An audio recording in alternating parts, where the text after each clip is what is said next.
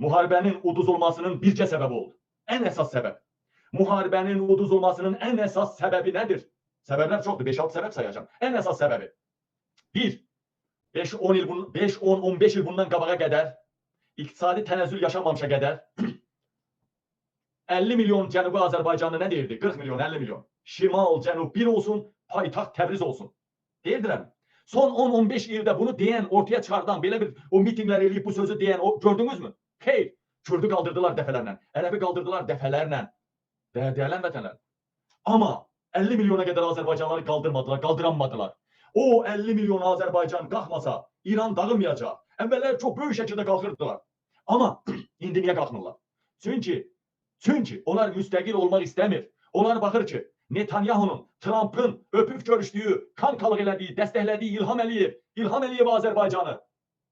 İnsanlar orqanını satır, yarıdan çox əhali orqanını satır. İnsanlar bədənini satır, şərəfini satır. Epşteyinə körpələri daşıyırlar. Baxın, Türkiyə batırdı, İsrail dəstəkli Erdoğan, Türkiyə iqtisadiyyatı çökür. Türkiyə və Azərbaycan illah da Azərbaycan idarəçiliyinə baxdılar. Azərbaycanda minlərlə qazinin həyatına son verməsinə baxdılar. Azərbaycanda ana uşaq ölümünə görə birinci yerdəyik. İnfarkta görə birinci yerdəyik. 18 yaşında uşaqlar, cavanlar stentdən gəzir. Azərbaycanda sərhədlər bağlı. Azərbaycanda 50%-dən çox əhali maaş almır. Alanların da 50%-dən çoxu 200 dollar, 300 dollardan artıq pul ala bilmir. Cərimələr Avropadan 5 dəfə baha, qiymətlər Avropadan 3-5 dəfə baha. Ermənistan, Gürcüstana baxanda Azərbaycan onların yarısı qədər belə yaşama yoxdur. Ölkədə səhiyyə yox, ölkədə təhsil yox, ölkədə mədəniyyət yox. Ölkə tam bir Azərbaycanda soyqırım yaşanır. Hansı geri zəkalı Cənubi Azərbaycanlı şimala baxıb, İlham Əliyev idarəçiliyinə baxıb, müstəqil olmaq istəyər ki, Trump və Netanyahu İlham Əliyev kimi qaz oğlu qazı, oğraş oğlu oğraşı gətirsin qoysun təpələrinə, Hindistanı, Pakistanı töksünlər, arvadının qızlarını o çirətə qoysunlar. Azərbaycanda bədənini və şərəfini satmaqdan başqa İlham Əliyevin insanlara yaşama şansı qoymuyor. Birbaşa İlham Əliyev təsir elədi, ona görə də İran, Türklər müstəqil olmaq istəmir. Rusiyada İlham Əliyev Rus köpəyi eyni zamanda. Rus idarəçiliyindən də, nə bilim İsrail idarəçiliyindən də, Netanyahu Amerikaya bağlı olmaqdansa Britaniyaya, elə Farsa bağlı olmaq daha yaxşıdır. Bəli, Cənubi Azərbaycan, Şimali Azərbaycan müstəqildir. Şimali Azərbaycan Əliyev idarəçiliyi. Neft qaz ölkəsiyik. Zəngin ölkədə əhalinin 80%-i çörək almaq imkanı yoxdur. Yəni, dələn vətənlərim, onlar bizə baxır, onlar müstəqil olmaq istəmir. Elə deyir, Fars idarəçiliyi yaxşı. Yəni, qardaşlar, bacılar, bunu niyə Netanyahu anlamır? Niyə Amerika anlamır? Hansı köpək oğlu Cənubi Azərbaycanlı müstəqil olmaq istəyər? Axı biz müstəqil olduq, nə əldə elədik? Baxın, Cənubi Azərbaycan 50 milyon, 40 milyon, nə desəniz deyin. 40 milyon. Baxın, bizdən yaxşı dolanır mı? Dəfələrlə. Orada bir uşağa verilən pula 2 ton yanacaq almaq olur. 2 ton yanacaq. Xəstəxanalar pulsuz, dərmanlar pulsuz. Necə deyərlər, acından ölən yox. Azərbaycanda zəng eləyirsən, təcili yardım gəl, deyir, pul verəsəsə gəlirəm. Azərbaycanda insanlar ölür, dərman tapa bilmir. Birinci biz nə dedik?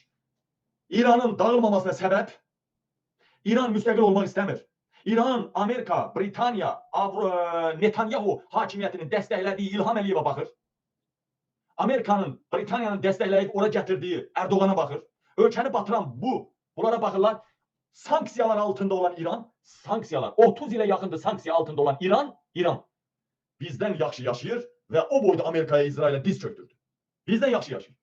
Hansı kim müstəqil olmaq istəyər da? Bu birincisi. İlham Əliyevin idarə etmə sisteminin bərbad olması. Azərbaycan xalqı sadəcə müstəqil Azərbaycan xalqını süründürüb soyqırıma məruz qoyması. Azərbaycana bədənini və şərəfini satmaqdan başqa xalqa yaşama şansı qoymaması. 10 milyonlarla insanların vətəndən çörək ucundan didərci düşməsi. Bu o deməkdir ki, Cənubi Azərbaycan xalqı ağıllıdır. Baxır ki, Britaniya, Amerika, Netanyahu dəstəkləyən İlham Əliyev kimi prezident gəlməkdənsə, ölkəmiz müstəqil olmaqdansa olmamaq ondan yaxşı. Güya Cənubi Azərbaycan baxmır ki, ölkədə bütün otellər İlham Əliyevindir, arvadınındır. Hindistan, Pakistan, Kürdləri, töküb ərəbləri, bütün Azərbaycan qızlarını satırlar. Cənubi Azərbaycan görmürmü ki, orta məktəblərdə, ilk okullarda belə narkotik maddə, narkotik şirniyyatlar satılır. Görmür mü bu? Bu bir. İkinci, Trump'ın ən böyük. Trump alverçi adamdır. Trump'ın ən böyük səhvi nə oldu? Trump'ın ən böyük səhvi öz müttəfiqlərinə savaş açaraq Putin kimi, İlham Əliyev kimi diktatorlarla kanka olması. Avropanın, Britaniyanın diktator kimi tanıdıkları İlham Əliyev kimi, necə deyirlər Putin kimi, necə deyirlər Orban kimi, Erdoğan kimi ölkəni batıran adamlarla kanka olmasın. Ne kadar çok ölkəni batıran adam var, Trump o kadar ondan çok kanka oldu. O kadar ondan çok kanka oldu. Vəssalam. Müttəfiqlərə savaş açıb, dünyanın nifrət elədiyi diktator, 56 illik hakimiyyət Dədə Bala Əliyev kimi, İlham Əliyev kimi adamla görüşüb, nə bilim onunla uzlaşan adam, onu tərifləyən adam elə onun tayı olacaq. Heç bir sivilizasiyalı ölkə, özünü tanıyan ölkə, İlham Əliyevi dəstəkləyən, Putinin qabağına qırmızı xalça salan adamla heç vaxt yaxın olamaz. İkinci bunu deyirəm sizə. Yəni, Trump seçimini düz eləmədi. Trump demokratların yanında yox, müttəfiqlərin yanında yox, diktatorların xalqına soyqırım yaşadanların yanında oldu. Əlbəttə ki, pula görə. Üçüncü, Trump'ın hərəkətindən dolayı dili də başına bəla oldu. Sonra, dini lideri mən seçəcəm. Dini lideri mən seçəcəm. Xəritələrini dəyişəcəm. Venezuela'da prezident mən olacağım və yaxud mən orada adam təyin edəcəm. Belə prezidentlik olur. Və xalqın iradəsi. İrana dini lideri mən təyin edəcəm deyən adam, rəhbəri mən təyin edəcəm deyən adam xalq tərəfindən sevilərmi? O sözlər nə var? O tam əksinə xalqı sepahın ətrafında birləşdirdi. Üçüncüsü bax bu. Trump'ın əməlindən başqa dili də başına bəla oldu.